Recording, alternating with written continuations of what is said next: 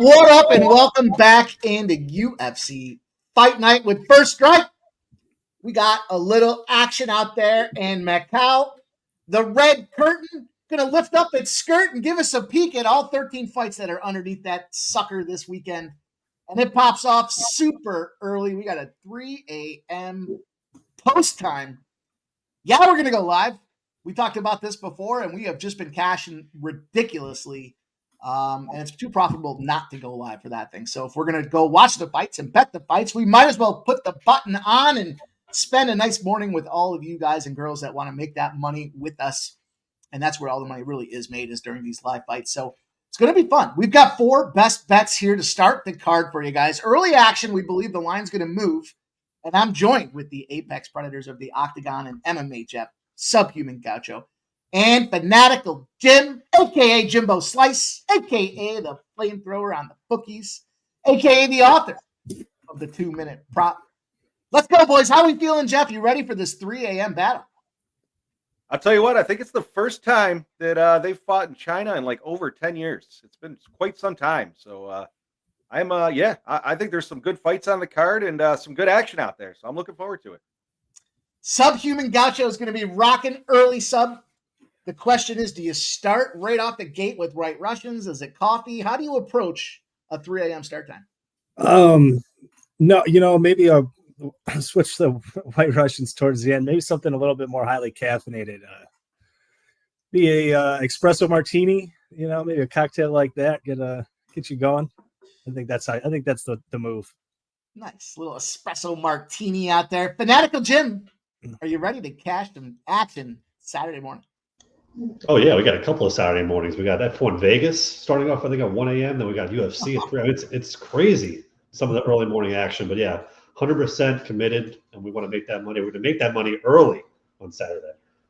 Not going to know what to do with ourselves when 9 a.m. rolls around. They haven't even touched a college football yet, and we're up big. So that's going to be a ton of fun to get to, but we've got fights to get to as we break this thing down. Jeff's going to open us up, as he always does. And he's going to the curtain jerker on the prelims, the first fight of the night. Looking forward to hearing how he's going to get paid. Take us to victory, Jeff. The floor is yours. How do we attack this battle? Yeah, you said it, Mike. Curtain jerker of the prelims is always a scary fight to play. You know how things typically roll on that, but we got Maheshati here fighting Nicholas Mota. Maheshati is certainly the younger and taller fighter out there, but he's one of those fighters that got in there out of a decision win on the Contender Series. You guys know how I feel about that. I don't like the fighters getting into the UFC with decision wins, but I believe that was the year Dana was giving them out like candy. He's now sitting 2-2 in the UFC. He had an impressive round 1 KO on his first go-ahead there against Steve Garcia. He ended up earning performance of the night. He then comes out and misses weight unprofessionally in his second UFC fight, which was a little surprising, and he ended up losing that fight by unanimous decision. He follows that up with a KO loss after that. He then jumps in on his last fight as the big favorite, but he squeaks out a winner by split decision. If you're that big of a favorite, typically you should be getting your opponent out of there, or at least impressing the judges enough to get a UNAM. I think he was like a minus 280 or 300, something along those lines. So certainly not the greatest fighter in the world. You got Nicholas Mota on the other side of things. He's slightly older, as I mentioned, and he's a little more compact. I think he's got the 5'9" frame on him, so he packs a lot of power in his punches. He also comes into the UFC with a decision win out of the Contender Series. And he also, mirroring his opponent, sits at 2-2 as well. Scares me a little bit about him as both his losses came by KO. However, you got to look at who he lost to. He lost to Jim Miller. Jim the Killer Miller. Now, that's not his nickname, but after last weekend, that's what I'm going to start calling him. And the other one he lost to was Manuel Torres. He's a killer as well. He's got multiple submission wins, multiple KO wins. But, then I started looking back at his 2 wins. And he's got both those wins by KO in round 1. So it led me to think that, again, this guy's got some power. Now, sitting back, watching some of the tape, neither of these guys has shown good defense. Neither of these guys seem to give a damn about the defense. Neither of them seem to give a damn about grappling. No, they want to stand and bang. And I see Mota in this one as the faster and more accurate striker. I see him coming out there and using the leg kicks to get inside the range of the taller fighter. And I see him coming out with a win. He's going to do enough to either impress the judges or with the precision on his punches, maybe even getting him out of there with some accurate striking. So I'm going to roll with Mota, the dog, on the first fight at plus 165. Now, as I was looking at this yesterday, it was plus 175.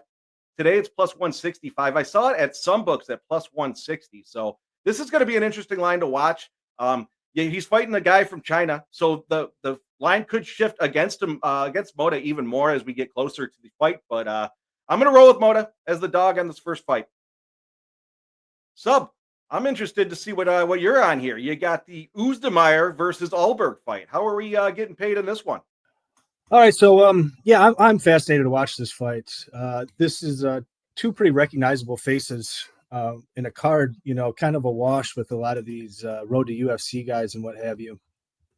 The newcomer here, relative newcomer, Carlos Ulberg, he's looked excellent. 6-1 in the UFC.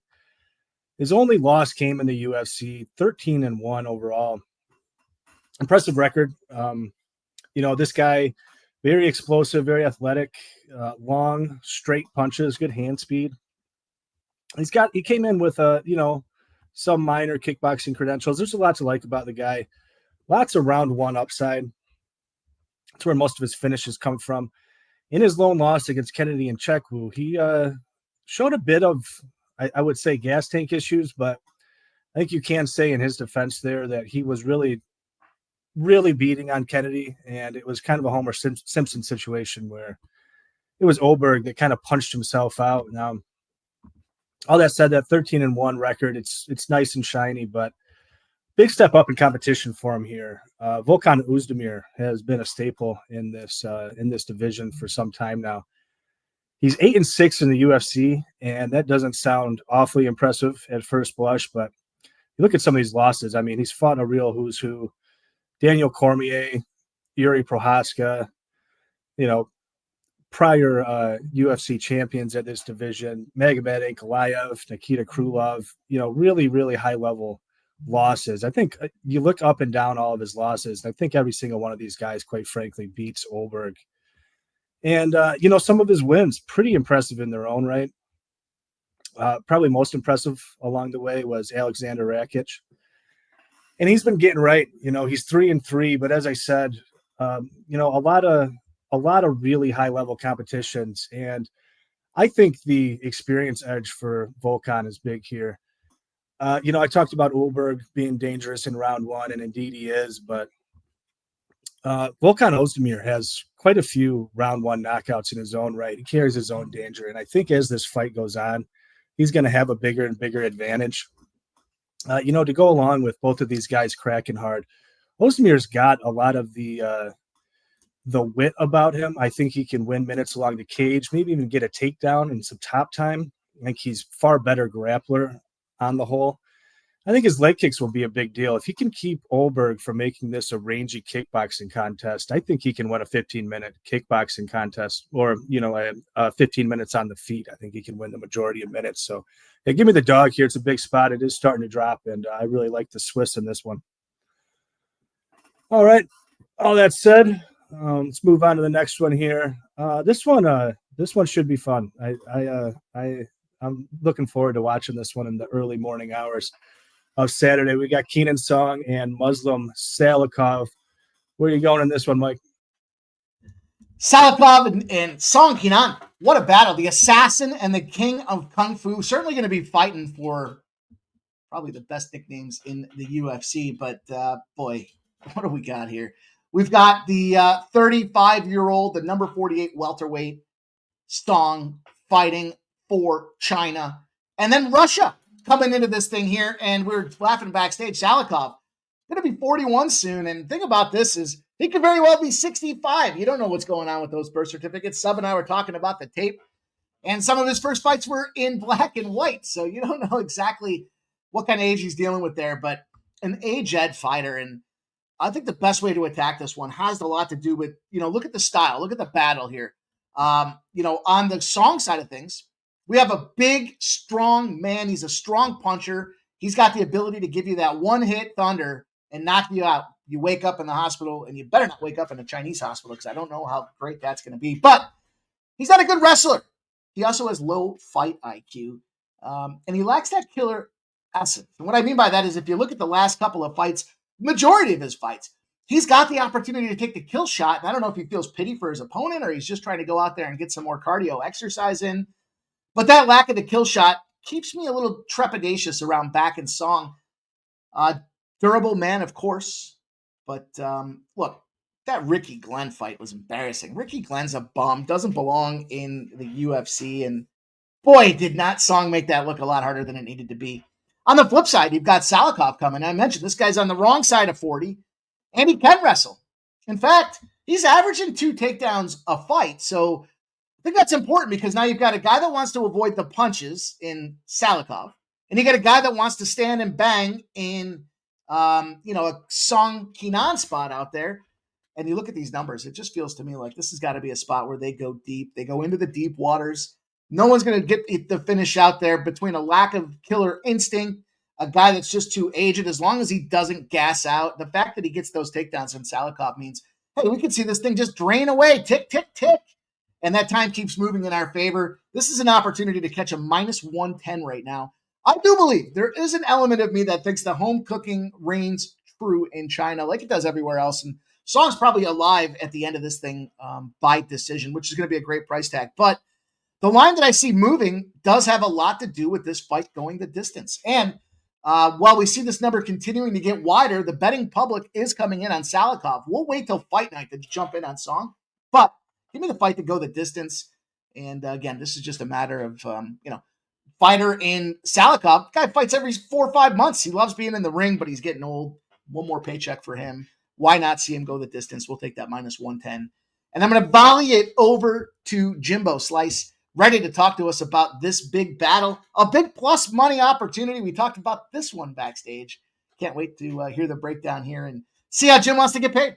Well, thanks, Mike. Yeah, we have a big time fight here with Zhang Mingyang taking on Ozzy Diaz. This has to end in the first round, right? Right? We have another first round opportunity where everybody is on the first round. It's got to be a knockout. We have Zhang Mingyang with every win of his being a knockout in the round one or a round one finish. And you have Ozzy Diaz, who has won in round one or round two in the majority of his wins. So this has to just end in round one, right? Well, let's look at Zhang Mingyang. He beats up Bretson Ribeiro. Bretson Ribeiro's game plan was so atrocious in that fight where he just kind of charged at him for some stupid reason. Bretson Ribeiro, if you remember, he was 1 foot out the door against KO Machado, where everybody thought that fight was going to end in the first round. I guess what happened was a split decision. KO Machado gets cut. Ribeiro survives somehow. But that was Mingyang's best win. I mean, Tuco Tokos, really? And besides that, it's just Chinese regional guys who've never heard of before. He's a literal can crusher. Ozzy Diaz, sure, he's not a UFC guy, but look at Ozzy Diaz's record. I mean, he goes to round two with Joe Pyfer. Joe Pyfer is a finisher. That's a finisher. And he goes to round two. Bevan Lewis, he fights his last fight in LFA. Bevan Lewis is the next UFC guy. He wins in the second round. Chuck Campbell, former PFL, former Bellator. Bruno Assis, he competed in the Contender Series. There was the LFA fight. Another Bellator guy, Moses Marietta, Bellator. I mean, go down the list. These guys are fighting in the regionals, but in high, I would say high caliber situations that have a lot of experience. Ozzy Diaz trains with Bruno Souza. Bruno Souza is an ex-UFC guy. He has a good gym. He's out of California. Now, having said all that, Ozzy Diaz gave an interview, and I've been listening to all the interviews from Diaz. If I heard anything about, I'm going to show what this guy, what a knockout artist is like, I wouldn't be on this, but I'm going to be on Fight to Start round two because Ozzy Diaz is saying, I'm going to be patient. My coaches are telling me I'm going to be patient. I'm not going to charge this guy. I'm going to let the fight come to me. I'm going to look for counter opportunities. And if it presents itself, I'm going to get a takedown. So I am patiently waiting for DraftKings to release the takedown line because I think Ozzy Diaz can get one here. And that's probably going to be plus money. So keep an eye out for that. But I do think Ozzy Diaz can survive a round one against Zhang. Zhang is a very, very green fighter. His strikes are sloppy. This is not, if there's going to be a knockout here, it's going to be because somebody slipped and got caught in the chin, and it is what it is. But I would take this line all day. As we said, when everybody's on the knockout or when everybody's on that first round, be different. Go to the second round. It's 5 minutes. And there are new gloves. You never know what's going to happen. The reason why I'm on Ozzy Diaz, even though I just kind of talked him up, this is a 1 in 10 spot. So if you look at UFC debuts at plus 280 or greater this year against a fighter that's been in the UFC before, they are 1 in 10. However, of those 11 fights, 7 have gone to decision, 2 have gone to round 3, and only 2 have ended in round 1. So it's not an automatic that these are all round 1 finishes. Only 2 of 11 have actually ended in round 1. So that even gives me a greater position on this plus 120. And like I said, I'm going to take this spot all day just because I'm confident that a lot of the times these guys, even though they are knockout artists, they might take it a little bit more patient because he's a 33-year-old guy. He's waited his entire life to get into the UFC. This is a big opportunity. He's not going to waste it by doing something stupid and rushing into a fight. So once again, Diaz, Zhang, give me fight to start round 2 at plus 120. I know, Mike, you're going to like that. So why don't we give us a recap of those 4 fights, and let's wrap this thing up. And there you have it. Early action from the First Strike team here at Sports Money. Love that last look from Jim and the fellas doing a great job as always, bringing you guys that early action, trying to capture early market moves to give you guys the biggest bang for the buck. We're going to be out there banging the bookies over the head on Saturday morning, bright and early. We're going to pop off about 2:45 a.m. Makes me laugh still thinking about it, but enjoy this video. Make sure you do hit that thumbs up and then join us live. Why not? Let's make some early money. We'll get some early naps. We'll get some early action for the day, and we'll go out there and really wreak havoc across the bookies. Thank you guys for watching on behalf of the Sports Money crew, on behalf of MMA Jeff, Subhuman Gaucho, Fanatical Jim. We'll see you guys Saturday morning. Good luck. Get that cash. Thanks for watching.